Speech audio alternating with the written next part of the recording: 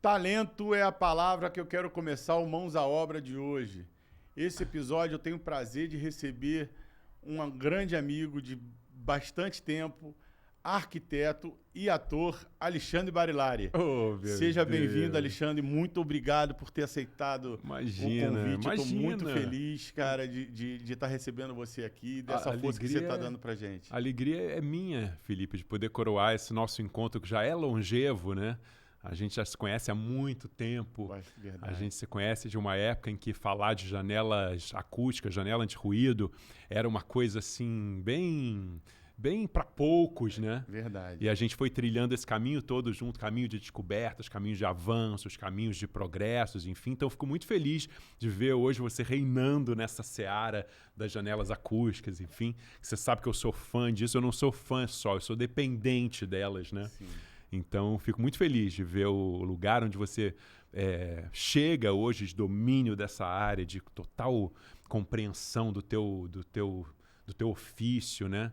Da sua empresa. É muito bonita a sua história. Agora eu quero conhecer um pouco da sua história. Fico muito feliz e agradecido por todo o reconhecimento, mas eu quero saber agora da sua história. Pois é, porque as pessoas me conhecem muito pouco como arquiteto e tal, mas na verdade a história da arquitetura foi o seguinte. Eu entrei para a Faculdade de Arquitetura, para a Universidade Federal do Rio de Janeiro, com 16 anos de idade. Falar de um menino de 16 anos de idade, ainda nos anos 80, é completamente diferente de falar de um menino de hoje. Então é preciso que a gente contextualize tudo isso. Eu era de uma família tradicional, enfim, mas tradicional não no sentido de riqueza, não, tradicional de costumes e tal, que não suportava naquela época a ideia de que eu fosse ator.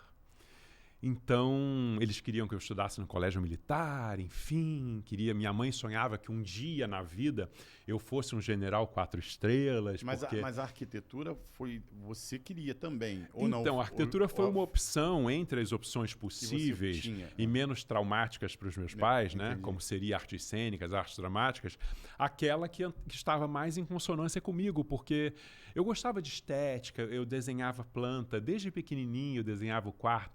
Eu sempre sonhei com a casa bonita, sabe? Mesmo quando eu não podia realizar nada e tal, eu sempre sonhei com isso, eu vislumbrava as coisas e desenhava aquelas plantinhas de quando você vê que a criança tem essa coisa, a vocação em latim vem do vocare, nada mais é do que um chamado interno que te leva para um lado ou outro. Então, eu tinha certeza que se não fosse para as artes cênicas, eu estaria bem conduzido nessa... E acaba tendo uma certa proximidade, a arquitetura com a arte cênica? Alguns pontos de tangência, sim. Alguns pontos de tangência. A gente está falando de coisas de artes, de coisas subjetivas, né? A geometria descritiva, por exemplo, que é esse estudo dos corpos no espaço, entendeu? Me ajuda muito em cena, sabe? De como eu vou me posicionar em cena agora, eu fico ali observando o monitor e tal. Essa localização dos corpos. E a arquitetura é isso, né? Sim. O posicionamento desses corpos, como eles lidam num espaço. Então, assim, foi uma escolha fácil, só que foi uma escolha que precisava abdicar do meu sonho teimoso de ser ator. E eu já tinha feito quando criança, minha mãe achava bonitinho e suportável que eu fizesse teatro na escola, enfim, mas ela sempre dizia, não faça disso sua profissão. Não faça disso a sua profissão, de maneira que o menino de 16 anos, de 15, 16 anos, não conseguiu bancar nos anos 80 esse sonho sozinho. Sim. E entrei para a Faculdade de Arquitetura, para a UFRJ, com 16 anos. Porque é o que você falou, né? Os 16 anos daquela época diferente. Era muito infantil. Sim, não é os 16 anos de hoje, que é adulto e já tem até o poder do voto. E isso não adianta explicar. Sim. Só vai sentir esse sentimento quem viveu essa época, né?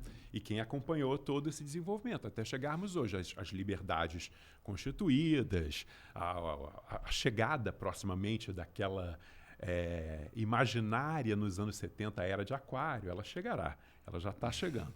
Enfim, tudo isso. E aí eu entrei para a faculdade, não havia ainda linha vermelha, a gente pegava o ônibus 485 para sair de Copacabana e chegar na Ilha do Fundão, enfim, que tem esse nome não por acaso, porque enfim. Mas aí eu tomei coragem, Felipe, e fui me inscrever numa escola profissionalizante de artes cênicas, escondido dos meus pais. Mas era também lá no... Não, era na usina, na Tijuca. Era a escola de artes cênicas da minha amiga Rosane Goff, uma atriz de primeira grandeza. E ela tinha uma escola de formação de atores profissionais, profissionalizante, ou seja, eram 3 anos de escola. E Isso você estava com quantos anos? 16. Também 16? É, porque então, logo que eu, fez exatamente. junto, exatamente. 16, logo 16 para 17 anos. E aí eu passei toda essa formação da escola de artes cênicas escondido. Eu não sei como isso foi possível, Felipe, porque, enfim, quando você vai para a UFRJ, você ganha uma autonomia que, primeiro que é o desejo, né? É o desejo de que seu filho fizesse, pelo menos naquela época, passasse para a Universidade Federal do Rio de Janeiro. Claro. Então eu ganhava uma autonomia e era realmente uma sobrecarga de trabalho. Não era um curso difícil para mim. Pelo contrário, eu tinha muita facilidade e um pouco disso é que fez com que eu trilhasse um caminho diferente ali dentro. Porque eu era muito novo, não tinha que pagar conta nenhuma, né? Uhum. Então, eu tinha um coeficiente de rendimento que aqueles professores não conheciam. E um interesse, uma curiosidade, que eu sempre digo, em geral, as pessoas têm 10 respostas para cada pergunta. Eu, há muitos anos na vida, tenho 10 perguntas para cada resposta. Quem te conhece sabe. Eu te conheço, eu sei você que me conhece, realmente... a gente se conheceu nisso, né? Isso aí. A gente se conheceu nisso. É sempre muito além das camadas que a gente está enxergando, entende?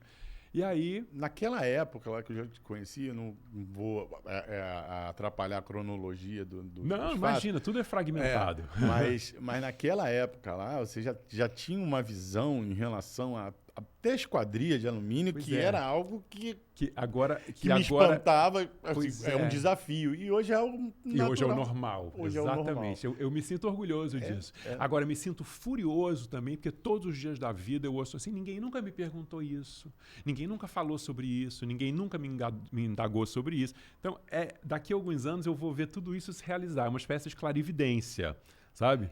É exatamente isso, né? Coisas que eu queria que fosse naquela época, hoje são possíveis, são execuíveis e são...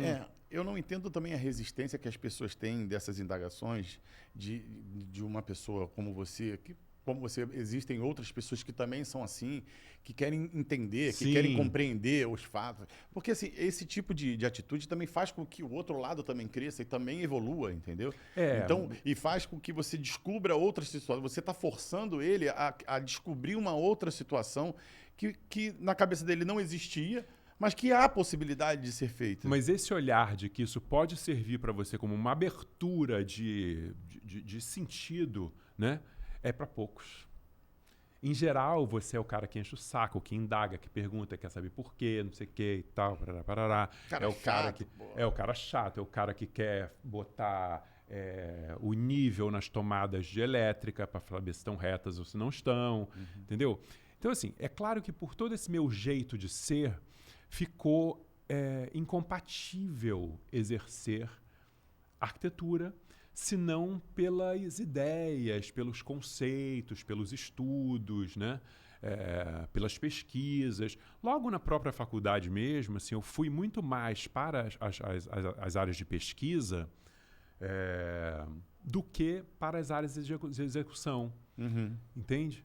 Porque, não sei, talvez eu já sentisse que aqui no Brasil era um pouco difícil, entende? Mas aí na escola de teatro, meus pais só descobriram os 3 anos escondidos quando eu fui estrear minha primeira peça, em 92, e foi capa do Jornal o Globo. E eu estava na capa do Jornal o Globo. E todo mundo lia jornal naquela época, né? Enfim... E eles não disseram uma palavra. Foi uma cena assim meio feliniana de cinema, sabe? Aquelas cenas em que tá todo mundo no café da manhã e ninguém fala nada. Eles não falaram absolutamente nada. Acho que num sinal de reprovação. E não foram assistir a peça. O sinal foi de reprovação mesmo. Então, eles em nenhum momento eles ficaram fascinados com o filho estar na capa de um jornal. Não houve nenhum comentário. Isso foi em 92, né? E depois dessa primeira peça, como tudo na vida, é a dificuldade, né? E agora o próximo trabalho, e a próxima peça, e a novela que não chega, né? E o papel importante que vai te dar autonomia que não vem, não sei o quê e tal. Nesse meio tempo, houve esse perrengue todo, né? Até que em 1995 para 96, eu fui fazer a minha primeira novela, Salsa e Merengue. E aí é o peso da novela. Aí precisamos também a voltar no tempo. 1995, não tinha internet, não tem streaming, não tem absolutamente nada. Tem todo mundo sentado em casa assistindo a novela. Você estreia no dia seguinte não sai na rua. Era assim. Certo? Eu peguei isso assim. Então, o que eu quero dizer com isso? Que a força da novela, até dentro da minha casa, da minha família, era tão grande que a madrinha gostava, o porteiro gostava, o rapaz que vendia picolé na praia gostava, a tia que estava sumida há 200 anos voltava para dizer, comentar. Então, isso foi aos poucos criando neles uma espécie da água mole em pedra dura, tanto bate até que fura. E já acabaram aceitando aos pouquinhos. Aos pouquinhos com a novela, mas sempre por causa muito do glamour? Ou não? Não, eu acho que eles tinham muito... Eles, até o fim da estada deles comigo aqui, nessa vida, eles eram muito temerosos, sabe? Eles queriam... Minha mãe era professora do Estado. Ela de proteção em relação a você? Era uma coisa de proteção.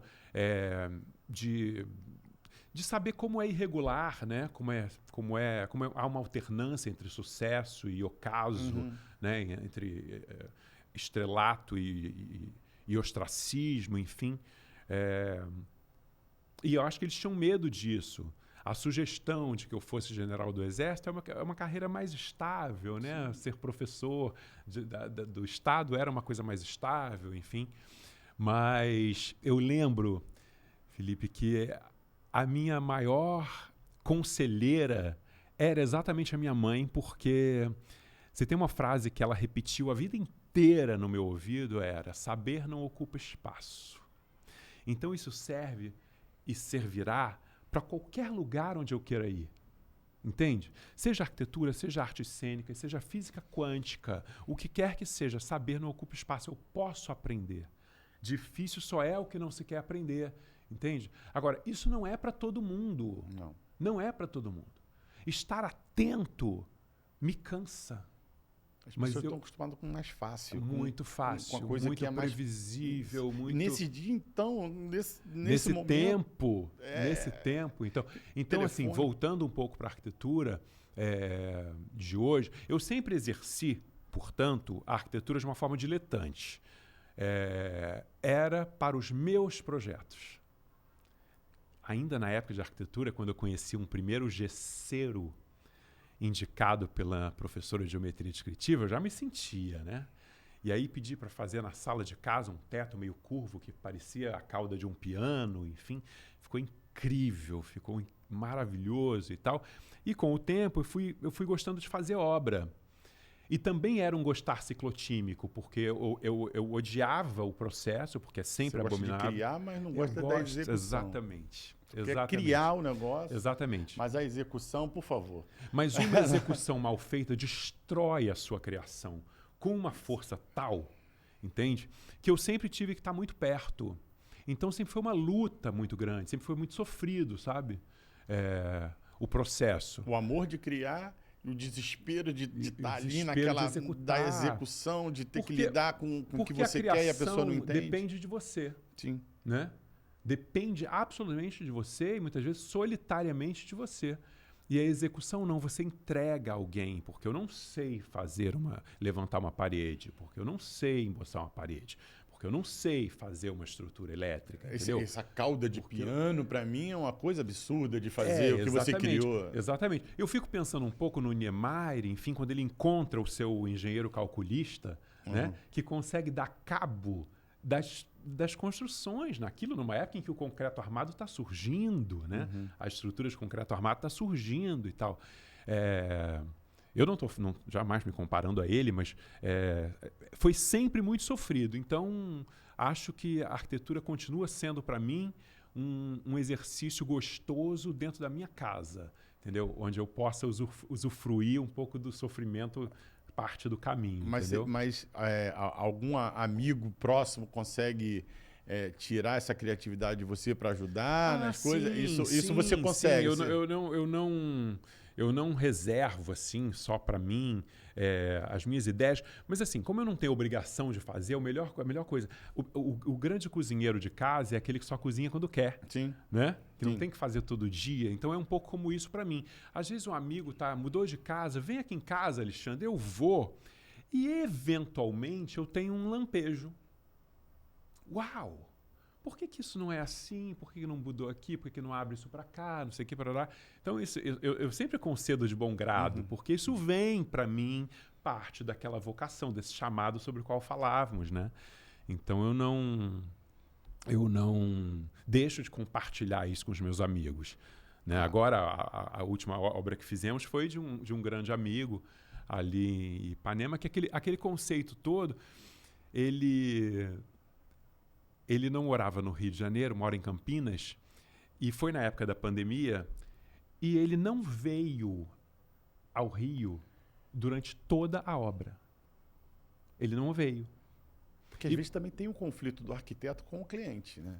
Não sei, porque eu não tenho cliente. Não, eu sei, mas entendeu? Assim, não, estou falando na questão da arquitetura, na engenharia. Deve ter, também muita divergência. Até não é a posição do arquiteto é, como a gente estava falando, difícil, porque também não é o arquiteto que vai assentar a parede. Sim. Né? Sim. E no desenho está reto. O quarto tem 4x4.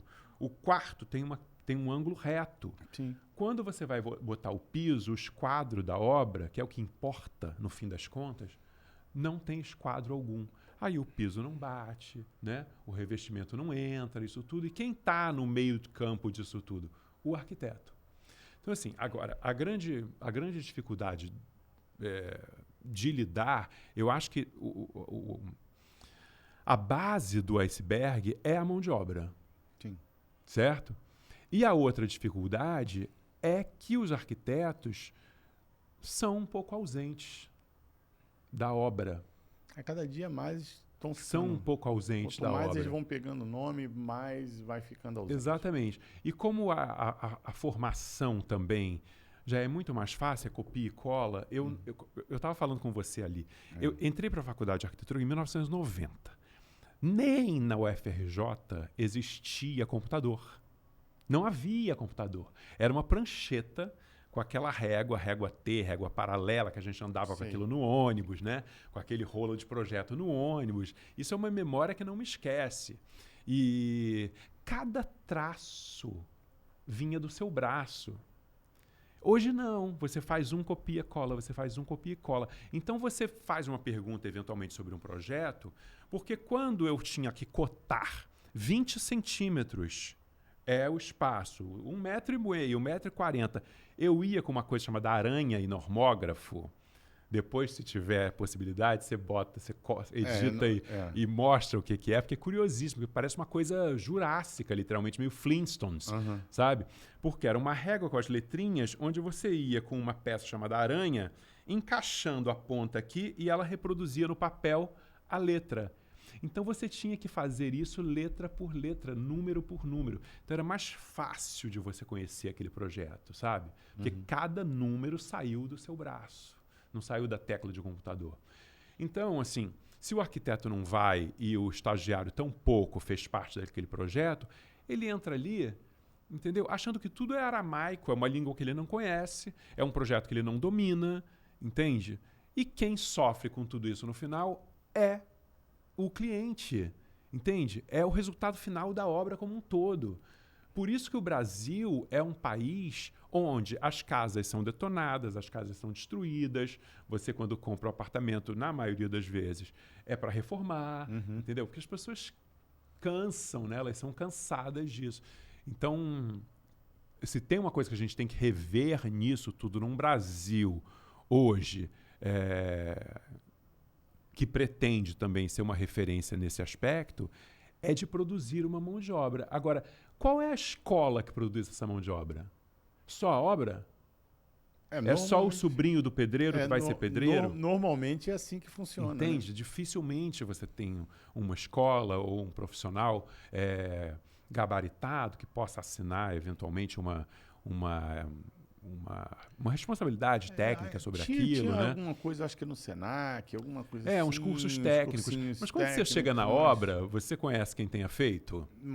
Difícil, né? Ó, lá na empresa mesmo, são 17 funcionários, um único serralheiro fez curso no Senac. Pois é. O resto foi tudo no dia a dia. Autodidata, ali, né? Isso aí. Autodidata. É engraçado, vou me contradizer um pouco aqui, porque o único professor titular que havia na UFRJ naquela minha época chamava-se Adolfo Polilo. Era uma paixão, porque ele era um professor de estrutura do concreto armado autodidata. Porque não havia concreto armado. Uhum. Quem que teria ensinado o concreto armado? Ele nasce junto com o concreto armado, entende? Entendi. Entendeu? E era o único professor titular que tinha naquela época, sabe? Nesse departamento, porque ele nasceu junto com aquilo. Então, é tudo uma questão de devoção. É tudo uma questão de olhar, né? De você realmente estar debruçado não só sobre a superfície, mas sobre as camadas abaixo dela. Você estava conversando comigo sobre essa matéria que você tinha lá na arquitetura, geometria. Geometria descritiva. Que foi uma coisa que você, quando começou a olhar aquilo, estava se revelando aquilo como se você já conhecesse aquilo há muito tempo. Pois é, né? porque a geometria descritiva ela tem nos primeiros períodos da universidade, da faculdade. São 4. GD1, GD2, GD3, GD4. Era assim na UFRJ, né? Na minha época.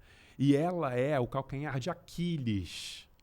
Mas por que ela está ali naquele lugar? Porque ela serve de peneira. Uhum. Ela serve de peneira. Se você não consegue visualizar o que não está desenhado, se é uma abstração, entendeu? É difícil você lidar com a arquitetura. Porque a arquitetura, num primeiro momento, é uma abstração. O projeto é uma abstração. Que tem que ser jogada para o papel. Exatamente. Ela só deixa de ser uma abstração quando está aqui, quando a mesa está posta, quando a parede está colocada, entende? Quando a parede está levantada, quando as esquadrias estão no lugar. Até então, é uma abstração. Por isso que eu fui logo monitor de geometria descritiva. Minhas grandes referências foram os meus professores de geometria descritiva, porque eu achava incrível dominar o que ninguém dominava, entendeu? Dominar as matérias, plástica 1, entendeu? Todo mundo ia lá fazia sua maquetinha. Mas dominar a geometria descritiva, ninguém dominava. Era um segredo, entende? Era quase que um segredo. Quem tivesse a chave daquele segredo... Tinha medo da... Nossa, sim, era um terror. Geometria descritiva como era se fosse terror. a matemática, né? Era a matemática, a física das escolas, sabe? Essa que pega, que fica 90% das pessoas ali na dúvida, vou passar ou não vou passar. E para você amava aquilo. Eu amava. Era apaixonado por... Eu amava. Eu fui um monitor muito marcante. Essas professoras são minhas amigas até hoje, sabe? De tão devotado que eu era aquilo, porque Deus quis que eu visse aquilo daquela forma, entende?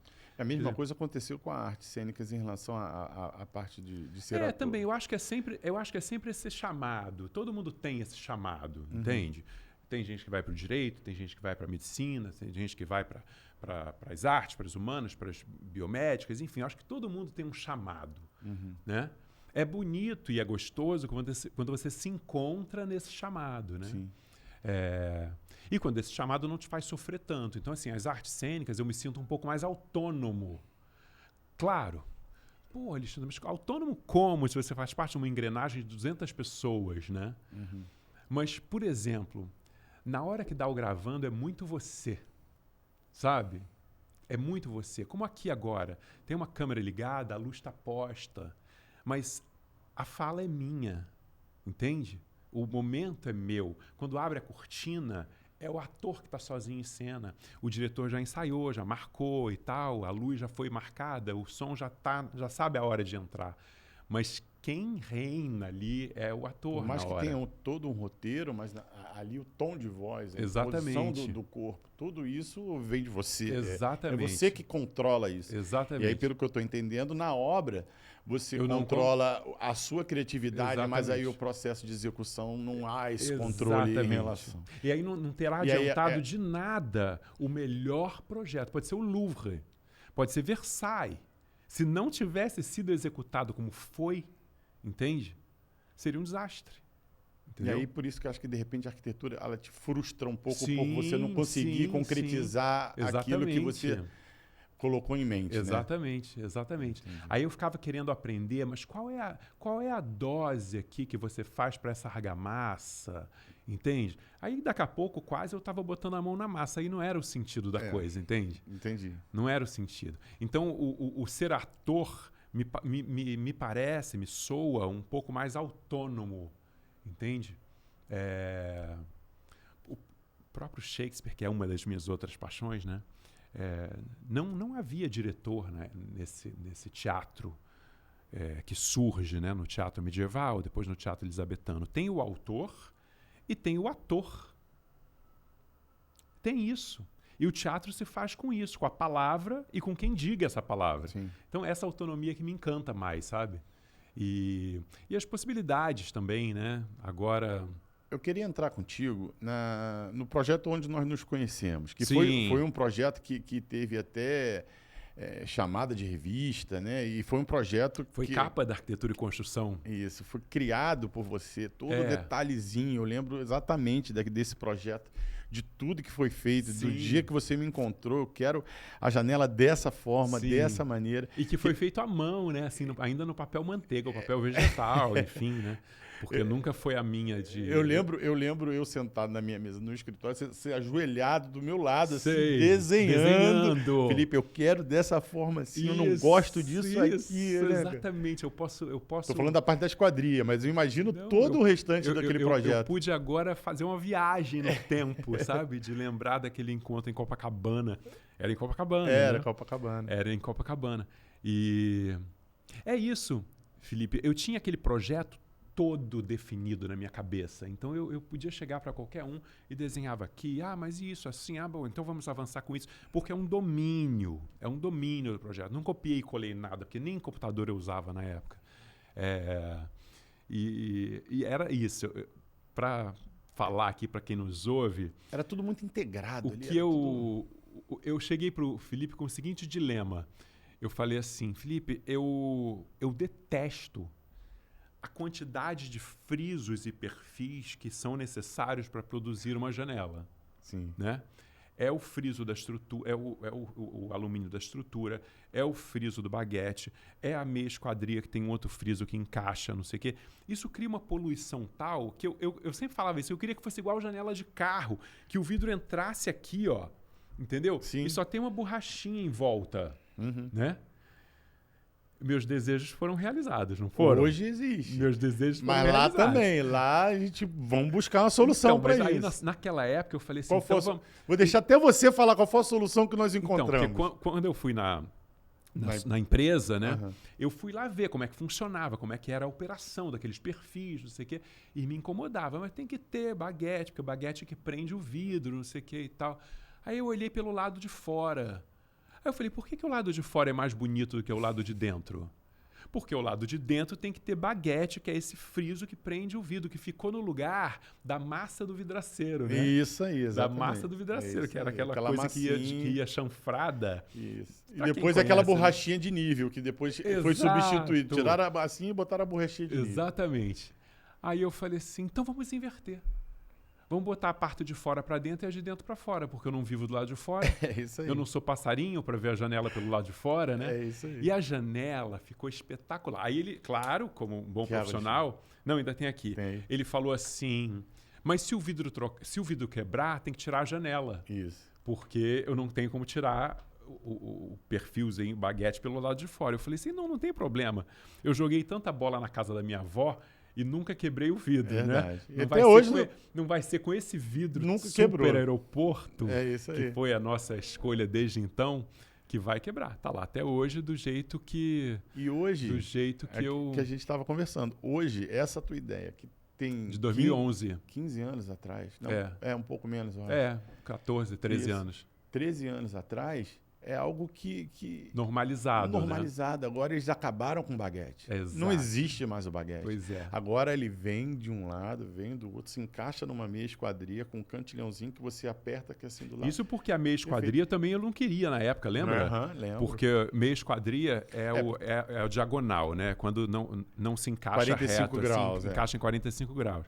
E aí, em geral, quando encaixava em 45 graus, a parte de cá levantava, nunca encaixava. Isso. E você passava o dedo, tinha uma rebarba Porque naquela época, como é que era feita essa meia esquadria? Era com cantilhão. Você cortava um pedaço de alumínio mais grosso, parafusava de um lado do outro. Sim. E aí acabava tirando o alinho. Hoje não. Hoje você tem um estampo que você coloca, você faz o furo, que tem uma conexão entre as duas partes, que você aí ela vai juntando hoje fica a meia esquadria. Se eu não perfeita. estou enganado, aquela esquadria que nós escolhemos na época encaixava de topo, não encaixava? Uhum. Ou seja, você me deu muitas soluções que eu amava aquela janela. Em 2011, é preciso que a gente fale disso, é da 2011. Eu falava grego. Não falava nem grego, falava aramaico, que as pessoas sabem menos ainda, né? E você foi um cara que embarcou. Por isso que eu admiro, sabe, a sua curiosidade. E não ter... Já fizemos quantos projetos juntos? Uns 6, uns 8? 6, bastante. Por aí. Né, Alexandre? Bastante. Porque eu sou viciado em janela anti-ruído, né? Eu acabei te cortando quando você estava contando do último projeto que nós fizemos lá em Ipanema, do seu colega. Sim. Né, que você falou, ele ficava fora, eu te cortei. Ele não veio, ele não veio durante toda a pandemia. A obra durou 4, 5 meses e ele não veio. E imagina a responsabilidade de você escolher um revestimento que não é a camiseta, né? Sim. Para colocar sem que a pessoa tenha... Porque eu, por exemplo, eu não escolho nada, eu não consigo ver nada virtualmente. Eu tenho que ir na loja pegar, tocar, para ver o lado contrário da esquadria, assim. para saber se o outro lado era melhor. Sou bem assim. Enfim, eu sou presencial. E ele não veio e tal. E aí eu tinha acordado com ele que eu faria aquele projeto, eu conceberia aquele projeto para uma outra equipe executar. E eu acho muito interessante, porque quando ele veio pela primeira vez, a casa estava completamente pronta, já mobiliada, com as almofadas no lugar, os copos no lugar, enfim, tudo. E ele fica no áudio, assim, repetindo umas 30 vezes obrigado. Obrigado, obrigado, obrigado, obrigado, obrigado, 1000 vezes obrigado. É um áudio longuíssimo, assim, sabe, de obrigado em sequência, porque ele não viu, Felipe, a dureza do processo. O processo é dolorido. O processo de uma obra. Agora, ele também é de uma inteligência espiritual e de um desapego, porque ele é o dono da obra, né? Sim. De um desapego. Eu não sei ainda qual se é um desapego, se é uma confiança em mim. Porque, na verdade, ele já tinha visto umas ideias que eu tinha dado para uma outra amiga, numa casa de uma amiga. Daí surgiu o meu nome para essa criação, assim, né? Mas o processo é muito duro. Mas para fazer coisa com um amigo, realmente o amigo do outro lado, ele tem que confiar muito e ter certeza da coisa. Porque senão você, às vezes, acaba perdendo até a amizade. Então é mais fácil você falar assim, eu confio em você, faz isso aí. Porque são muitas adversidades, né? Muita, exato. E como a gente estava falando, eu não tô no fim da linha. Agora, essas experiências que eu tive foram todas muito bem sucedidas e muito agradáveis para ambos os lados. Essa nossa amiga que motivou esse convite desse meu amigo, ela me liga para comprar um faqueiro. Ela me chama de Barinho. Ela fala, Barinho, eu preciso comprar um faqueiro, mas eu não sei comprar sem você. Entende? Porque o faqueiro tem a ver com a mesa, entende? Que eu desenhei. Então, ela não dá um passo, ela não bota um bibelô na estante ou no aparador, o que quer que seja. As flores do aniversário sabe? As flores do aniversário. Ela me manda referência, fala assim, o que você gosta? O que cabe? O que eu faço? Não sei o quê. Então, ela é o tipo de pessoa que ela entende que aquilo é uma obra minha, onde ela mora. Entende? Mas aquilo tudo é um conceito, é uma organização. Aquele apartamento onde nos conhecemos, que também era uma outra coisa muito conceitual, quando você muda uma peça de lugar, muda o conceito, né? E a senhora que comprou, que é minha amiga até hoje, também é uma pessoa maravilhosa, quando eu vendi, ela comprou, ela me ligava quase como se estivesse ligando para um arquiteto super renomado para pedir autorização para pintar a parede de outra cor. Sabe? Mas, Alexandre, eu te conheço há um tempo e eu sei quanto você é talentoso. Eu não estou falando da parte de ator, que a parte de ator todo mundo conhece. Estou falando da parte da arquitetura. É um talento surreal para aquilo ali. Eu nem vou me acanhar, Felipe. Porque realmente. Eu não vou me acanhar, porque a minha história na faculdade mostrava isso. A história mais curiosa eu vou te contar agora. Quando eu comecei a fazer novela, foi tudo meio atropelado, né? A história da escola de teatro escondido, da história da novela que surgiu, eu ainda fazia faculdade. E imagina compatibilizar o incompatibilizável. Gravar uma novela e uma faculdade de arquitetura sem computador, né? Sim. Sem computador, desenhando na mão. E aí, menos linhas expressas também, né? Exato. Menos linhas expressas. Exato. Aí a vida foi tão curiosa porque ela me fez encontrar, na última matéria de projeto final, a mesma professora que eu tinha tido no primeiro projeto. No primeiro projeto, PA1, Projeto de Arquitetura 1. E eu já fazia novela, gravava muito e tal, e eu dizia para ela assim, Rosa, não vai dar, eu não vou conseguir, não vai dar. Aí ela virou para mim, Felipe, e ela disse assim, eu já conheço toda a sua capacidade, você não precisa desenhar uma linha. Nós nos encontramos na mesa de bar e você me conta o seu projeto. E assim eu fiz. Como eu cheguei lá na empresa e comecei a rabiscar um desenho e outro, eu fiz exatamente isso na mesa de bar e o projeto era sobre a revitalização da Praça Mauá, onde naquela época na faculdade você podia fazer qualquer coisa, menos remover a perimetral. Eu que fizeram logo. Sim, não, era um desejo de todos nós, mas era impossível, era inexequível naquela época. Entendi. Entendeu? Era inexequível naquela época, só foi acontecer em 2016, né? Agora. Então a gente tinha que inventar, era um projeto de arquitetura para revitalização da Praça Mauá com a perimetral. Entende? E eu desenhei esse projeto na mesa do Sachas, que era um restaurante no Leme, explicando tudo para ela. Me faz lembrar, depois eu soube que o Oliver Stone, ganhador do Oscar, não escreve uma linha de roteiro. Entende? As coisas vão surgindo. E até na arquitetura, até hoje para mim é assim. Eu não sei. As coisas vão tendo que surgir tanto. Você tem que dar jeito para tanta coisa no correr da obra, né?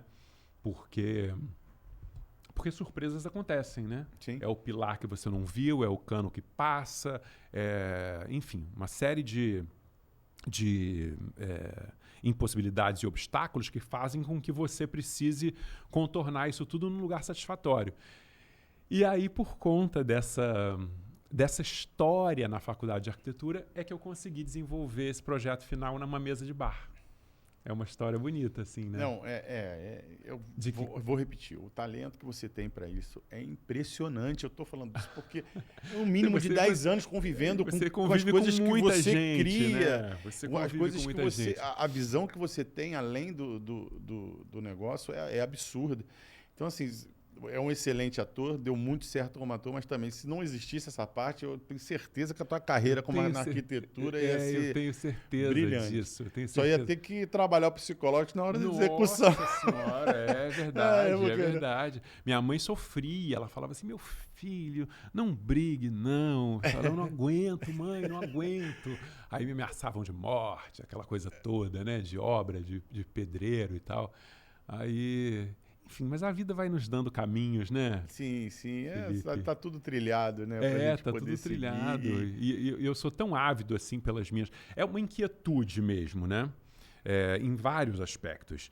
O ator é inquieto, porque não se contenta com o personagem. Se hoje eu sou bom, amanhã eu quero ser mau. Se eu sou mocinho, eu quero ser vilão. Ainda que os vilões sejam mais persuasivos, mas têm várias qualidades, enfim.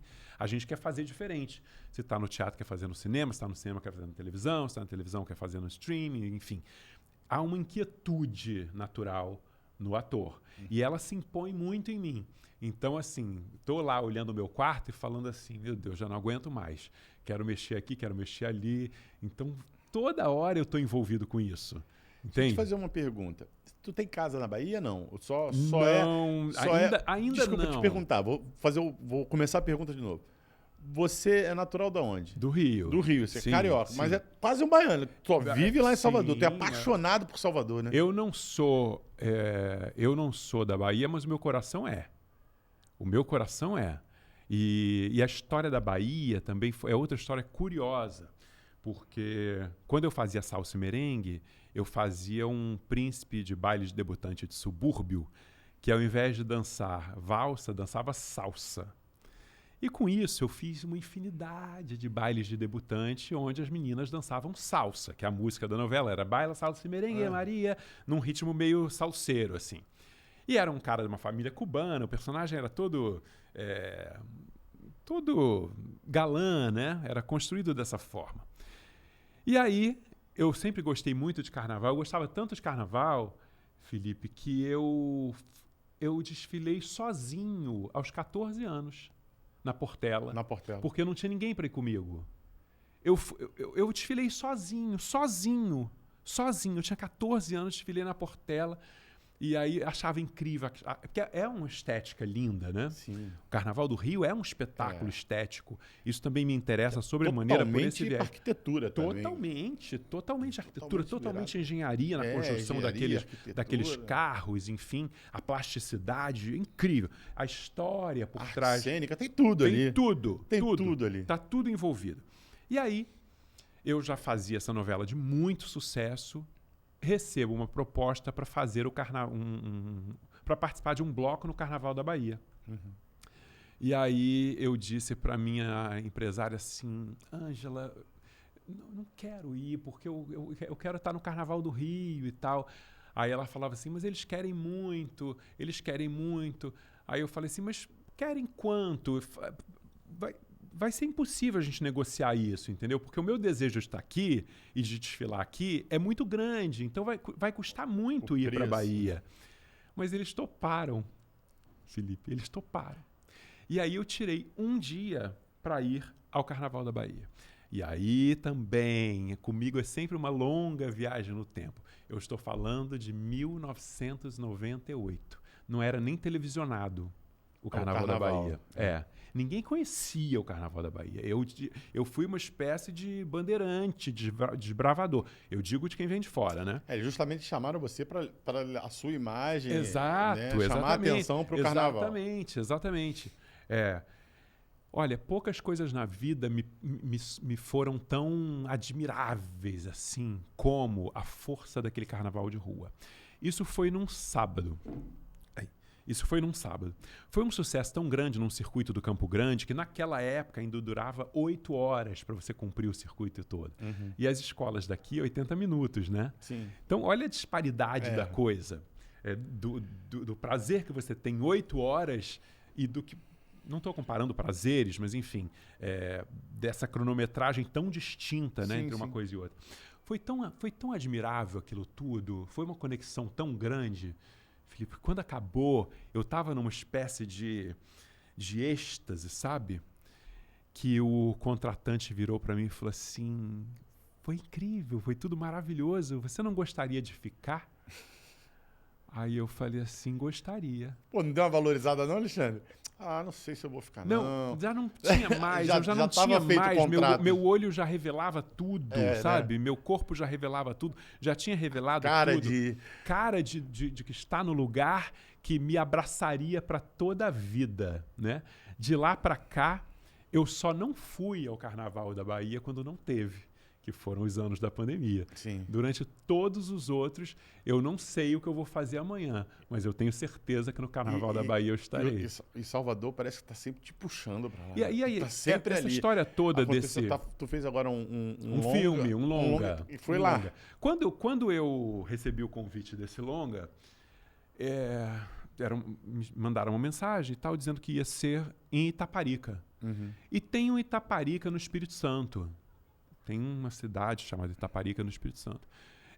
Eu achei que seria tão impossível, assim, seria tão a mão e a luva, sabe? Seria tão o desejo imediatamente realizado que eu duvidei que pudesse ser a ilha de Itaparica, né? A famosa ilha de Itaparica, ali na Baía de Todos os Santos. E era.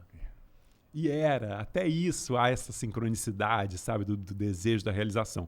E nesse amor todo que eu dou para a Bahia, era quase impossível que a Bahia não me devolvesse com esse mesmo amor, né, na mesma intensidade e grandeza. Então, assim, a quantidade de amigos que eu tenho na Bahia, da vida toda, sabe, de todos Mas os anos. Mas você tem residência lá? Eu te perguntei. Não tenho residência. Eu acho que seria difícil, porque eles brigam.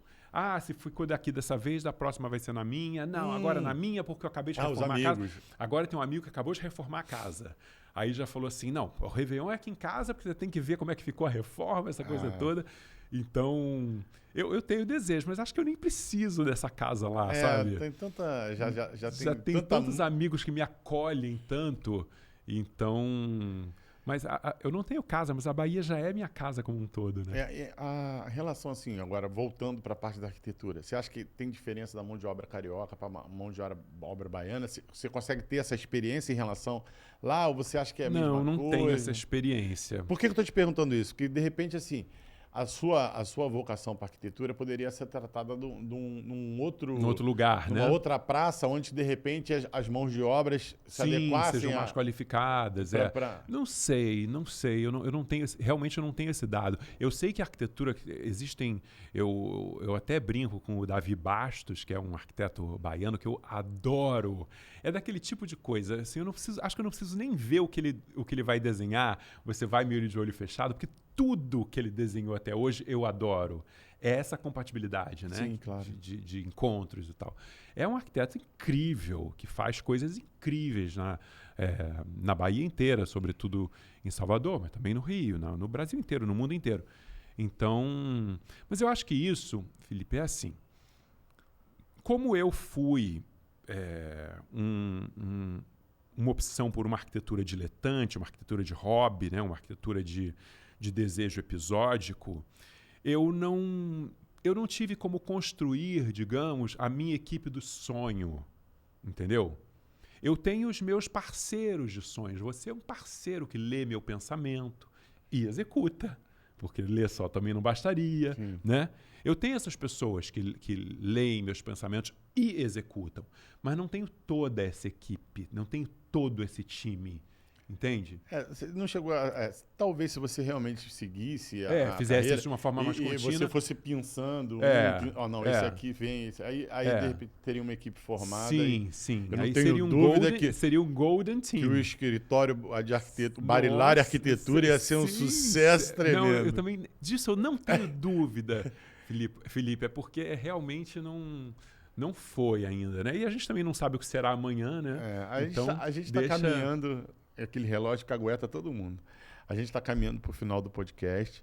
Eu queria saber contigo, assim, quais são os novos projetos de vida, ou de obra, ou do Alexandre Barilari, para o pessoal poder... que está te acompanhando. Então, é porque as obras também, volta e meia, quando eu faço uma coisa maior, elas têm uma notoriedade, enfim, porque o Alexandre, ator, empresta um pouco essa notoriedade, que fez, por exemplo, com que aquela nossa grande obra tivesse na capa da Arquitetura e Construção, enfim e tal. Então, eu brevemente devo começar alguma outra coisa em casa também. E o filme que eu fiz na Bahia chama Melodia do Amor, vai ser lançado em 2024. É uma produção luso-brasileira, então também é interessante. Streaming ou... Não, para o cinema. Cinema. Cinema mesmo. Ainda que o streaming possa chegar, né? Quem tá mais lá com você nesse filme? Carol Marra e Maria Maia, que é minha parceira desde Salsa e Merengue. Uhum. Ela foi minha primeira debutante na novela Salsa e Merengue. Foi uma delícia essa filmagem lá. E é um filme para 2024. E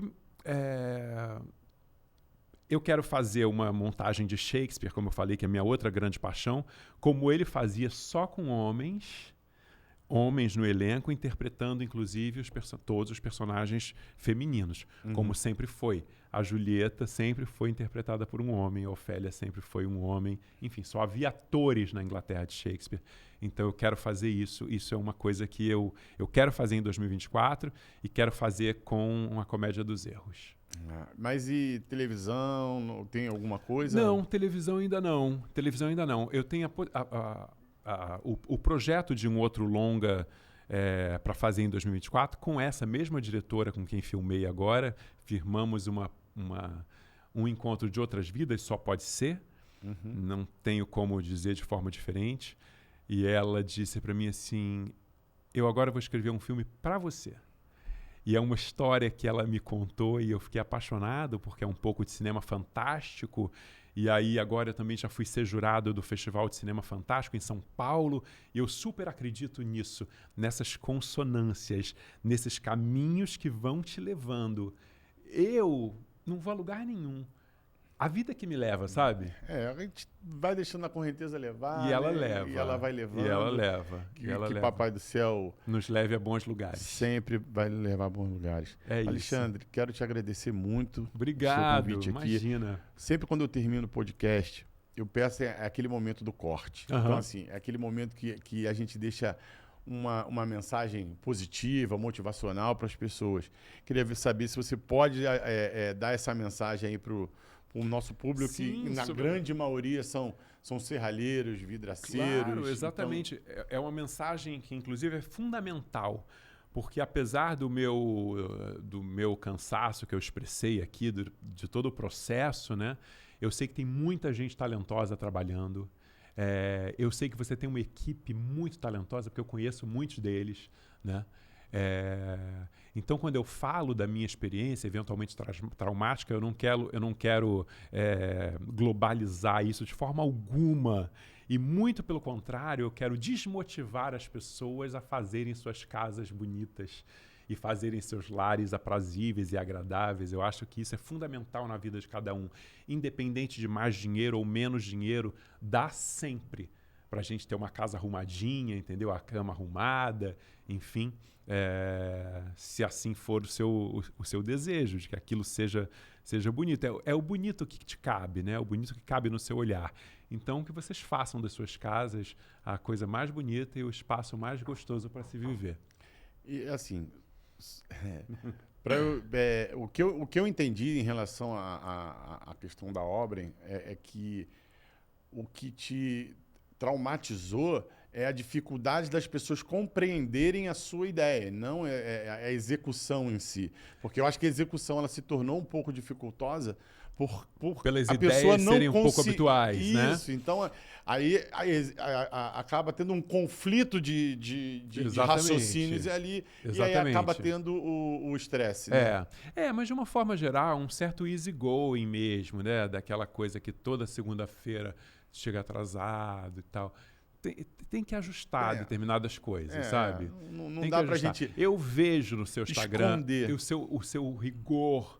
Eu vejo no seu Instagram o seu rigor, seu desejo. Você sempre me atendeu dessa forma, sabe? O que você diz em pé, você tem que confirmar sentado. Exato. E você é um cara que preza por isso. Pô, obrigado. Eu também gosto de dizer assim. Eu só vou dizer em pé o que eu possa dizer sentado, entendeu? Obrigado. Então, eu acho que a gente se encontra nesse sentido. Obrigado. Gente, só posso terminar com essa palavra que eu acabei de falar. Obrigado, gratidão. Fiquei muito feliz com a presença do Alexandre. Eu acho que ele vai acrescentar demais para os nossos ouvintes e telespectadores. Será que pode chamar assim? Telespectadores? Sim, no YouTube? Claro. Então é isso. Então, gente, muito obrigado por acompanhar a gente até agora. E mãos à obra.